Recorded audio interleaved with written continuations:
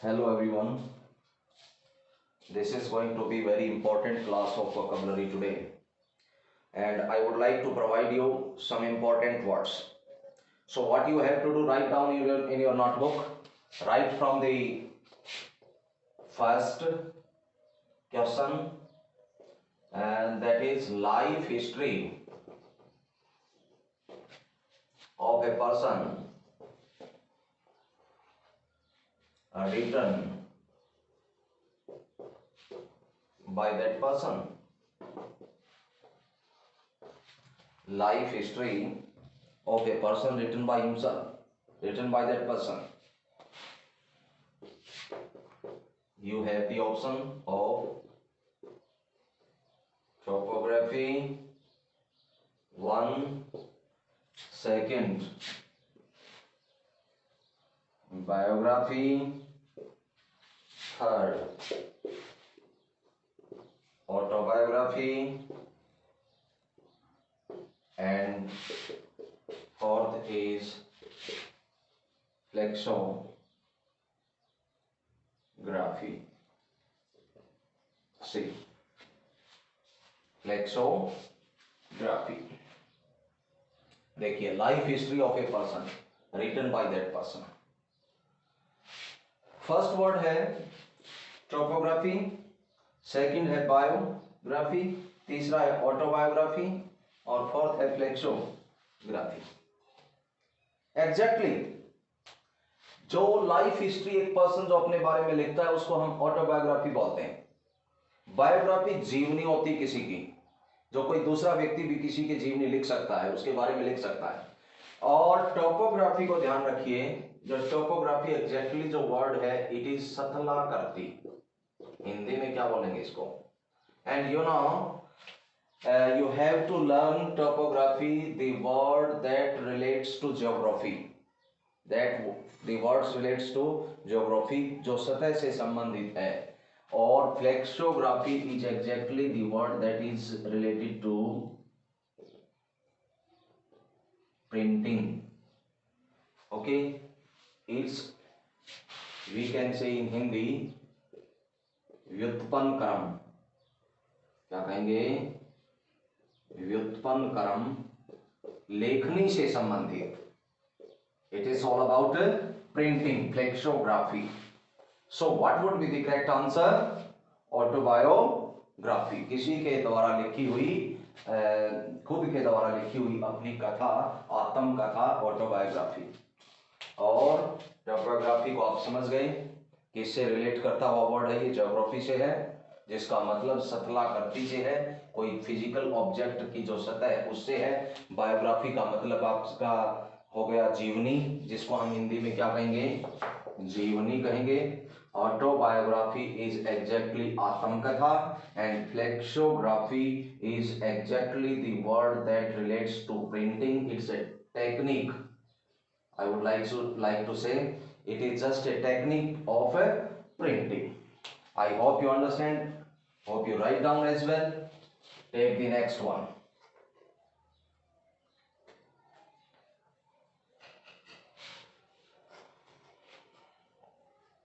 Second is also equally important.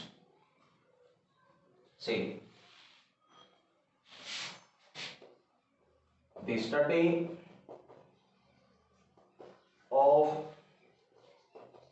ancient societies.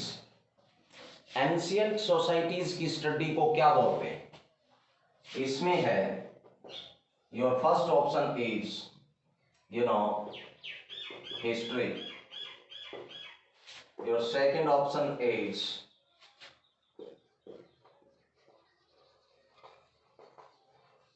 Archaeology, your third is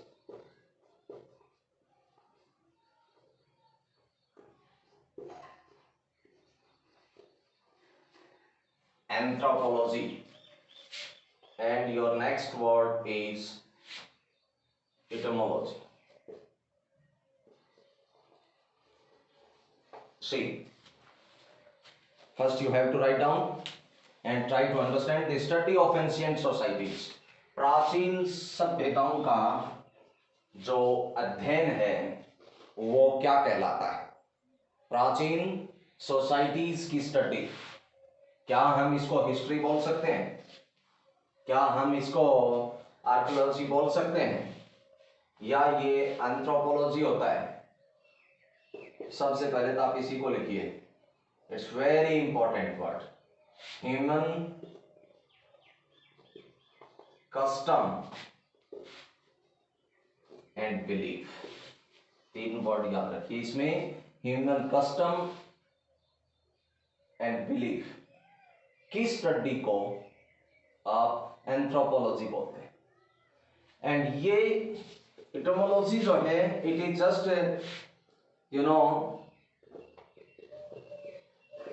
उत्पन्न कर्म, किसी भी वर्ड की उत्पत्ति कहां से हुई है उसके लिए क्या आता है, इटिमोलॉजी। इटिमोलॉजी शब्द उत्पत्ति विज्ञान उसको बोल सकते हैं। क्या बोल सकते हैं? शब्द उत्पत्ति विज्ञान। सही। Exactly the study of ancient society is called archaeology. History इतिहास होता है, आप सभी को पता है, हिस्ट्री इतिहास। आर्कियोलॉजी एंशिएंट सोसाइटीज की स्टडी को बोलते हैं। एंथ्रोपोलॉजी किसको बोलते हैं? Actually anthropology is the study relates to human custom and belief, and etymology is totally devoted to the word origin, okay, where the word creates its shape at that science, at that particular the science is called etymology। etymology ये चार word है आपके पास, इसको याद करना आपको। History इतिहास होता है, और जो एंशिएंट सोसाइटीज का अध्ययन है उसको हम आर्कियोलॉजी बोलते हैं।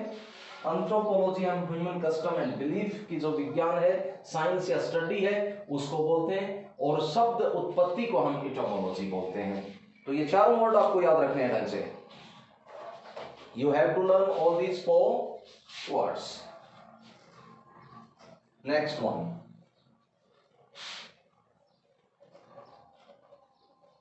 सी the government wing responsible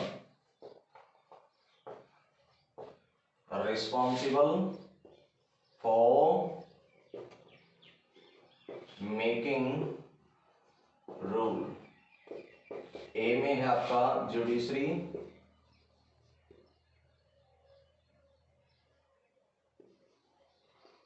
okay.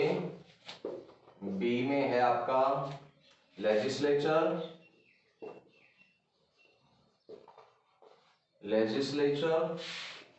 सी में executive,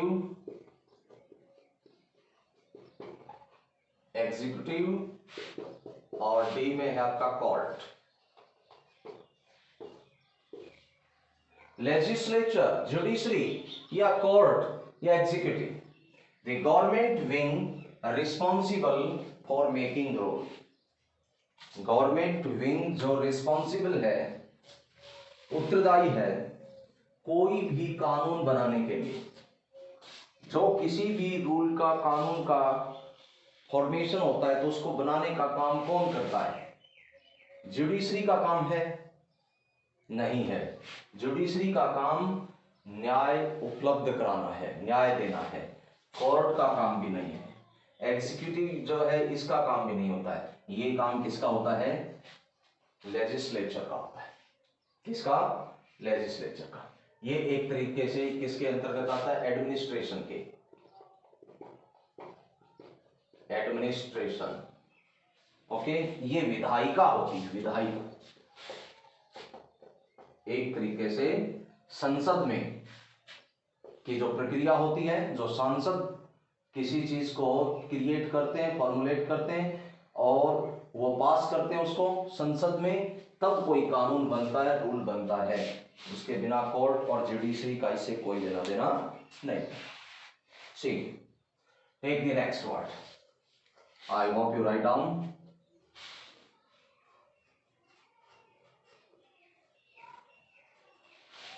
Here the third question for you, actually fourth one. A man who speak many languages. बोलिए, जो बहुत ज्यादा भाषाओं को बोलता है। फर्स्ट में ऑप्शन है आपका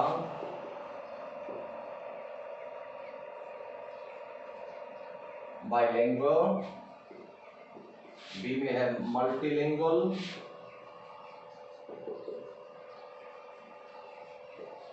सी में आपका ऑप्शन है लिंग्विस्ट और डी में आपका ऑप्शन है ग्रामर। देखिए, who speak many language, bilingual और bilingual means who knows only 2 language, और सीधी सी बात यहां जारी होती है multilingual means who knows more than 2 language. Linguist जो होता है, लिंग्विस्ट हम किसको कहेंगे? हम कहेंगे भाषाविद को,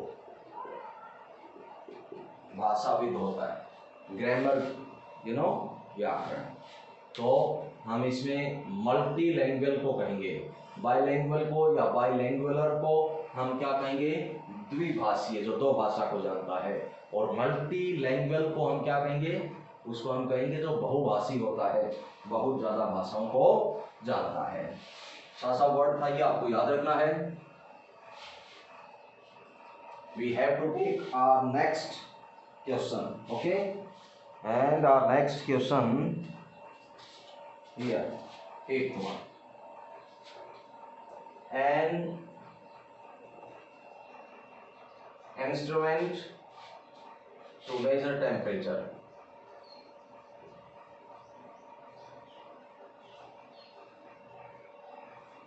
instrument to measure temperature, temperature को मापने वाले इंस्ट्रूमेंट का नाम आपको बताना है। ओके, तो इसमें ऑप्शन क्या क्या है पहले वो देखिए। फर्स्ट जो ऑप्शन है इसमें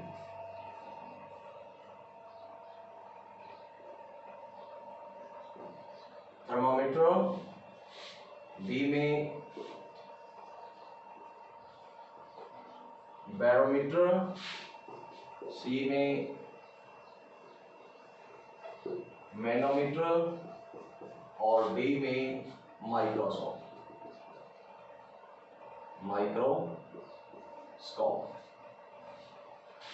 thermometer, barometer, manometer, microscope. Thermometer exactly used to measure the temperature, and you know barometer वायु दाब मापी, and it is equipment used for gas pressure, scientific equipment of measuring gas pressure, and it means सूक्ष्मदर्शी, जो बहुत छोटी चीजों को दिखाता है, शो करता है। इसमें पूछा गया था आपसे कि इंस्ट्रूमेंट टू मेजर टेम्परेचर, हमने क्या देखा यहाँ पर? थर्मामीटर, बैरोमीटर और मैनोमीटर और माइक्रोस्कोप। माइक्रोस्कोप इससे अलग है। और मैनोमीटर का जहां तक बात आती है, it is the scientific equipment to measure gas pressure, and barometer वायु दाब मापी इसको बोलते हैं, और thermometer is the instrument to measure temperature. Okay, let's see the next word. I hope you write down.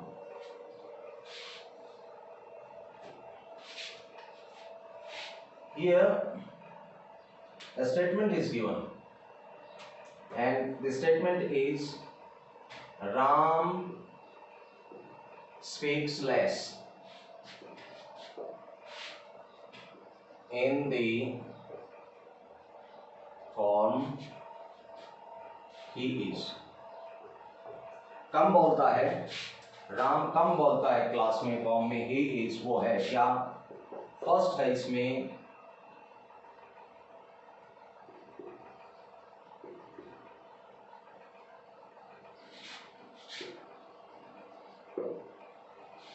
unintelligible,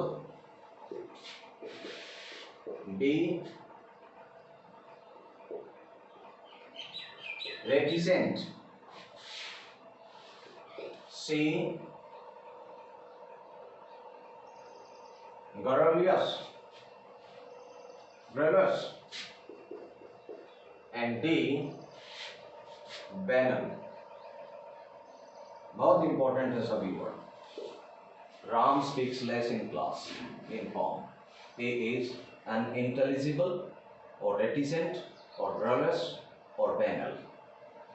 Banal, it means duplicate, it means a duplicate, okay, जो मुखौटा रखता है, एग्जैक्टली द क्वालिटीज जो show करने का प्रयास करता है लेकिन वो पोजेस नहीं करता, हम उसके लिए बैनल शब्द इस्तेमाल करते हैं। ये इसका मतलब है बहुत ज्यादा बोलने वाला, talkative, too talkative, okay. Reticent, बहुत ज्यादा कम बोलने वाला, not open to others. And in unintelligible, exactly, there is not, narrates related to the situation here. Ram speaks less in the form, he is unintelligible, reticent। Here reticent means जो बहुत कम बोलता है, चुप रहता है, खुलता नहीं है किसी के सामने, चुप रहना reticent। And garrulous means बहुत ज़्यादा बातें करने वाला, बहुत ज़्यादा बोलने वाला, ठीक है। और बैनल डुप्लीकेट होता है। तो अब आप जान गए होंगे कि बहुत कम बोलने वाला, उसके लिए रेटिसेंट शब्द का हम इस्तेमाल करते हैं, ओके। और ज़्यादा बोलने वाला क्या होता है हमारा, टू टॉकेटिव, गरलस, ओके। अनइंटेलिजिबल और बैनल, दोनों वर्ड, ये वर्ड एग्जैक्टली नॉर्म्स में नहीं है, और बैनल का मतलब होता है डुप्लीकेट। सही।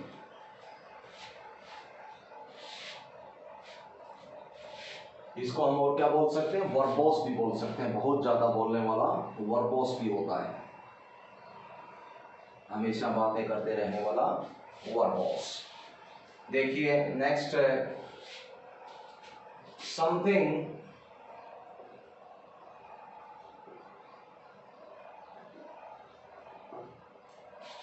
something that cannot be imitated।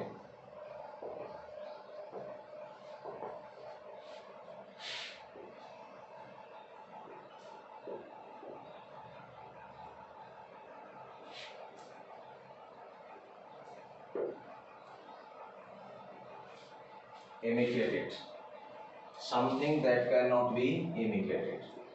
बहुत इंपॉर्टेंट वर्ड इसमें मैं देने वाला हूं। फर्स्ट में आपके लिए रहेगा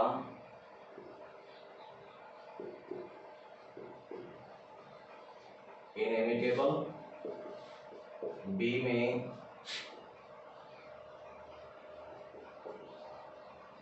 इनएविटेबल, सी में डुप्लिसिटी, और डी में आपका मैं वर्ड देता हूं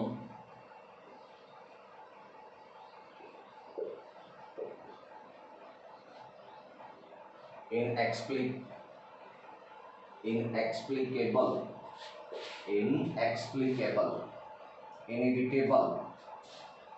inevitable और डुप्लिसिटी। देखिए, try to understand, something that can not be imitated, जिसकी नकल नहीं की जा सकती है, जिसकी नकल नहीं की जा सकती है, उसके बारे में उसका एग्जैक्ट वर्ड क्या होगा, इनइमिटेबल होगा, फर्स्ट ही होगा। इनइमिटेबल क्या होता है फिर, आप इसको भी ध्यान से समझिए। इसका मतलब क्या है, इम्पॉसिबल टू अवॉइड। क्या कहेंगे इसको, इम्पॉसिबल टू अवॉइड, जिससे बचना असंभव है। जैसे कि डेथ क्या है, इनइविटेबल है। डेथ के बारे में क्या कहा जाता है कि वो इनइविटेबल है। डुप्लिसिटी, डिसऑनेस्ट बिहेवियर, क्या कहेंगे, डिसऑनेस्ट बिहेवियर।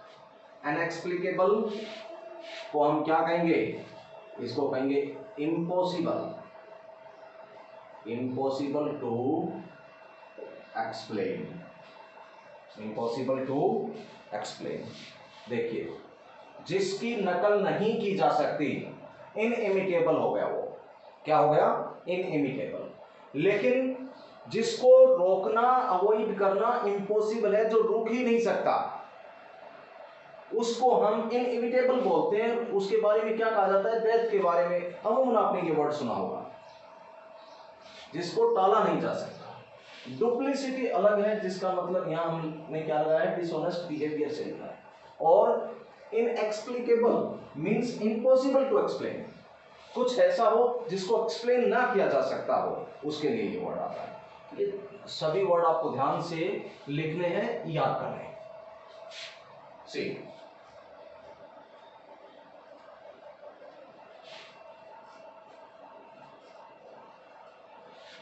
नेक्स्ट स्टेटमेंट देखिए क्या है,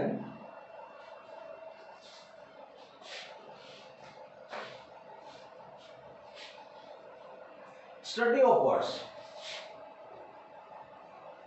स्टडी ऑफ बर्ड्स, पक्षियों का अध्ययन।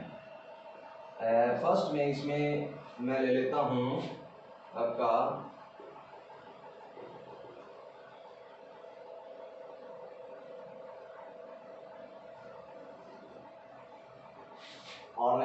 ऑर्निथोलॉजी,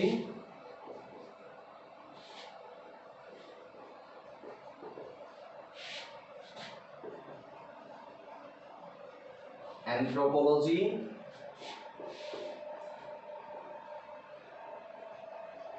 थर्ड ले लिया आपका zoology, and the fourth is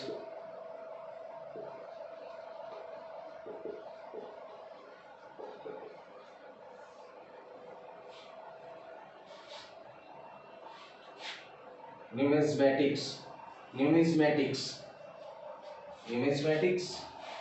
Try to understand first this word. Numismatics means the, you know, कोई भी कॉइन्स हैं, धातु के किसी भी धातु के सिक्के हैं, या इसके अलावा मेडल्स हैं, उनको कलेक्ट करना, उसकी स्टडी करना, उसका अध्ययन करना, न्यूमिस्मेटिक्स कहलाता है। न्यूमिस्मेटिक्स क्या कहलाता है, किसी कॉइन्स वगैरह, मेडल्स वगैरह जो पुराने होते हैं, उनका अध्ययन करना कहलाता है। जूलॉजी आप सभी जानते हो, अच्छे ढंग से जानते हो, ये पार्ट ऑफ बायोलॉजी है, पार्ट ऑफ बायोलॉजी है, और एनिमल किंगडम का इसमें अध्ययन करते हैं हम। Biology, zoology is the part of biology in which we study about animal kingdom. ये वर्ड पहले भी आया है, आपको ध्यान होना चाहिए, मैंने आज ही बताया था। एंथ्रोपोलॉजी, एंथ्रोपोलॉजी को आप क्या कहोगे, ध्यान आया, बिलीफ, जो कस्टम होती हैं, जो बिलीफ होता है, उसका अध्ययन करना कहलाता है। और ऑर्निथोलॉजी एग्जैक्टली क्या बच गया, बर्ड्स का अध्ययन, पक्षियों का अध्ययन जहां किया जाता है, उस स्टडी को हम ऑर्निथोलॉजी बोलते हैं। और एंथ्रोपोलॉजी जिसको बोलते हैं, वो बिलीफ, कस्टम का अध्ययन होता है। और जूलॉजी पार्ट ऑफ बायोलॉजी है, एनिमल किंगडम का अध्ययन किया जाता है। और ये एग्जैक्टली क्या है, कॉइन्स और मेडल्स का अध्ययन कहलाता है। देखिए नेक्स्ट लीजिए अब,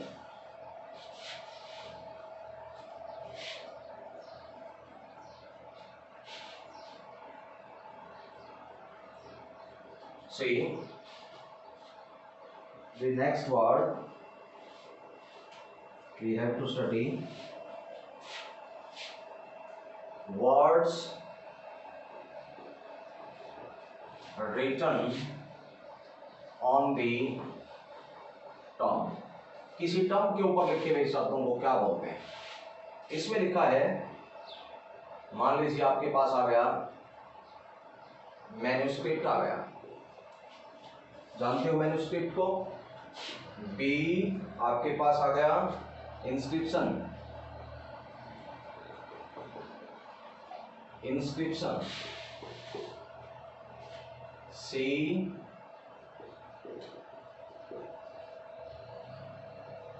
epitaph, EPITAPS, epitaph, or B, engraved. देखिए words written on the tongue, tongue के ऊपर जो लिखे हुए जो वर्ड्स होते हैं, अक्षर जो लिखे होते हैं, उसके बारे में कहता है कि क्या बोलते हैं उसको। मैन्युस्क्रिप्ट किसको बोलते हैं? Old book written by hand writing manuscript होती है, हस्तलिखित, हस्तलिपि। Inscription, exactly you know the word inscription, piece of writing for record, क्या कहेंगे इसको? Piece of writing for record, record में रखनी कोई चीज, उसको हम संभाल करके उसकी कतरन काट करके उसको इंस्क्रिप्ट करके लिखते हैं, हमेशा के लिए वो बनी रहे, उसको हम इंस्क्रिप्शन बोलते हैं। इसी से प्रिस्क्रिप्शन भी है। Prescription is in simple sense क्या कहेंगे, जैसे कोई डॉक्टर कहीं प्रिस्क्राइब करता है, किसी दवाई को लिखता है, केमिस्ट के पास वो पर्ची जाती है, तो वो क्या कहलाती है? प्रिस्क्रिप्शन कहलाती है। यहाँ इंस्क्रिप्शन क्या हो गया? Piece of written, piece of writing, okay, for record, ताकि वो रिकॉर्ड में बनी रही। और epitaph, words written on a tomb, किसी कब्र के ऊपर लिखे हुए जो शब्द होते हैं एपिटाफ बोलते हैं उनको। इनग्रेव एक कट होता है किसी भी धातु के अंदर काटने का, काटने का जो तरीका है किसी भी धातु को, मेटल को, उसके लिए ये वर्ड आता है। इससे नरेट, इसका कोई भी संबंध नहीं है। देखिए मैन्युस्क्रिप्ट हो गया आपका, हस्तलिखित हो गया, इंस्क्रिप्शन हो गया आपका, और एपिटाफ मैंने बताया जो टंग के ऊपर लिखे हुए शब्द होते हैं। इनग्रेव, किसी धातु वगैरह को काटना। नेक्स्ट देखिए, a person who hates women, उसके लिए क्या क्या वर्ड हो सकते हैं? इसमें मैं लिख देता हूं एक आपका क्रूर,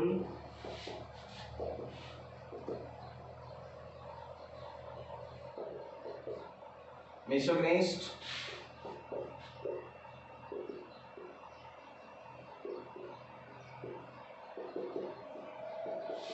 मिसैंथ्रोपिस्ट लिख देता हूं, और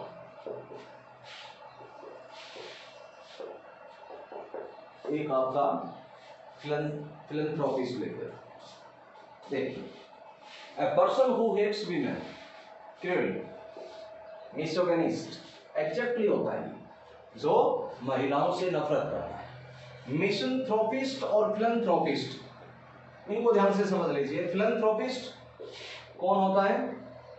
लवर ऑफ मैनकाइंड होता है, और ये ठीक इसका विपरीत है मिसैंथ्रोपिस्ट, हेटर ऑफ मैनकाइंड, ये मानवता से प्रेम करने वाला, क्योंकि फिलिया आ गया, फिलैंथ्रोपिस्ट आ गया। और मिसैंथ्रोपिस्ट जो है ठीक इसके विपरीत, जो नफरत करता है मानवता से, उसके लिए आ गया। जो महिलाओं से नफरत करता है उसके लिए वर्ड आ गया मिसोगिनिस्ट, फिर निर्दयी होता है। तो आपको ये भी याद करना अभी इंपॉर्टेंट है ये वर्ड भी।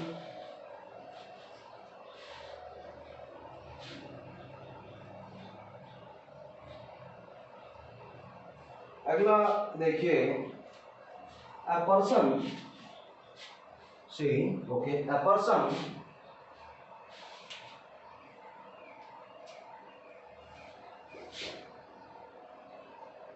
with a long experience of any occupation,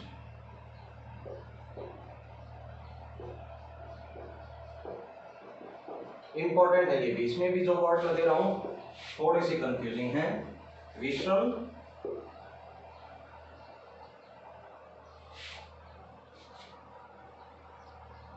और बी में मैं दे देता हूं जीनियस, सी में है आपका क्या होना चाहिए? सीजन, और एम्बिडेक्सटीरियस।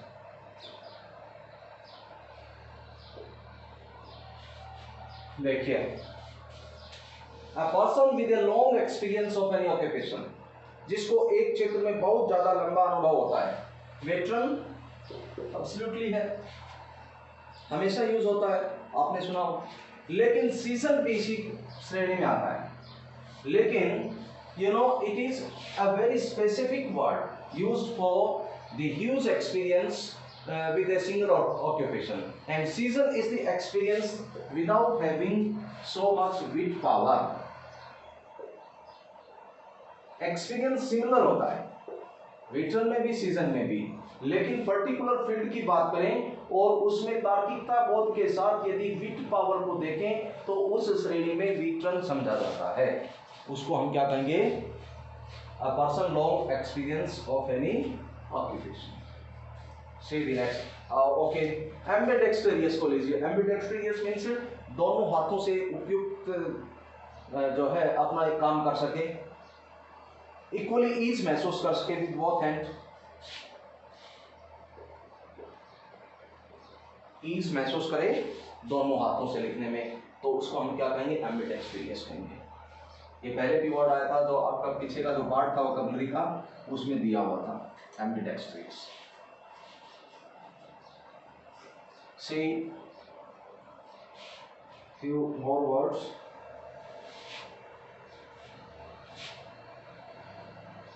Place where wine is made. Word क्या है? Place where wine is made, जहाँ शराब बनती है। तो इसमें देखिए ऑप्शन मैं दे रहा हूँ आपको।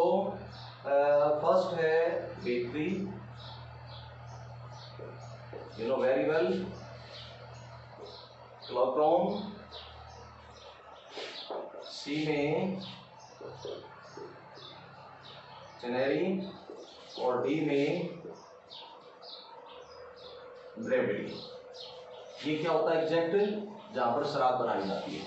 ये क्लॉक रूम, वेटिंग रूम एक तरीके से जहाँ पर कोई भी व्यक्ति अपना सामान रख सकता है, सामान रखने का कक्ष, जहाँ पर केक्स वगैरह बनाई जाती हैं वो बेकरी। और टेनेरी का जहाँ तक बात है, जहाँ चमड़े का काम होता है, चमड़े का जो कारखाना होता है, उसके लिए ये वर्ड आता है। तो ये क्या हो गया? Brewery. Okay, you have to learn all these words as well. Take the next.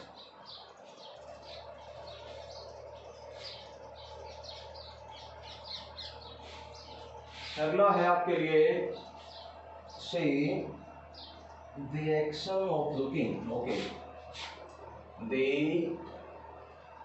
Action of looking within और इनटू वंस ऑन माइंड। देखिए, the action of looking within और इनटू वंस ऑन माइंड। एक point में बहुत ज्यादा इसका description आया है, आप समझ गए होंगे। देखिए, ए में मैं इसका देता हूं आपको ऑब्जर्वेशन, बी में एग्जामिनेशन, सी में इंट्रोस्पेक्शन और डी में introvert.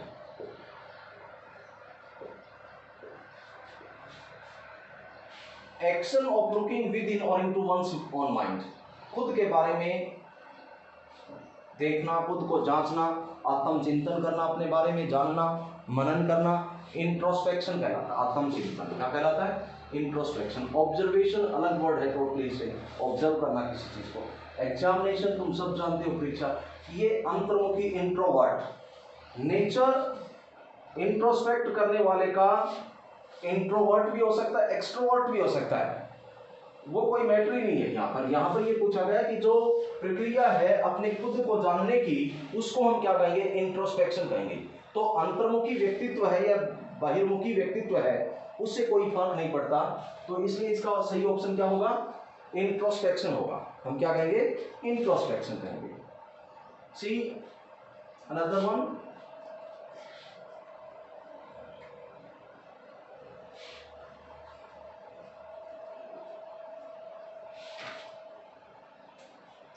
test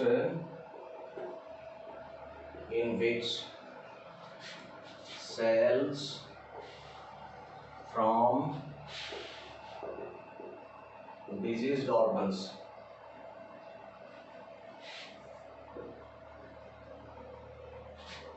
are removed and tested.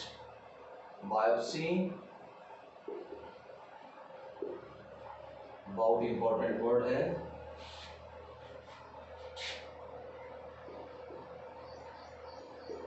Autopsy, operation,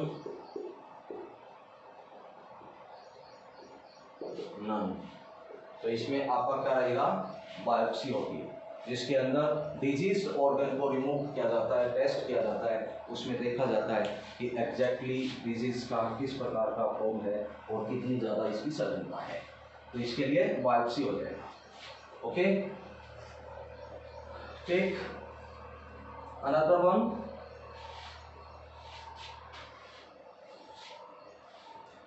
okay, next one, one who, okay, one who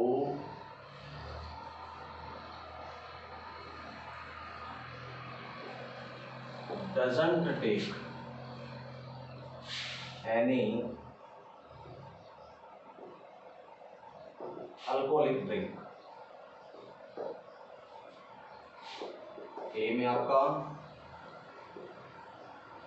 vegetarian हो गया, बी में फॉरेस्टॉलर हो गया,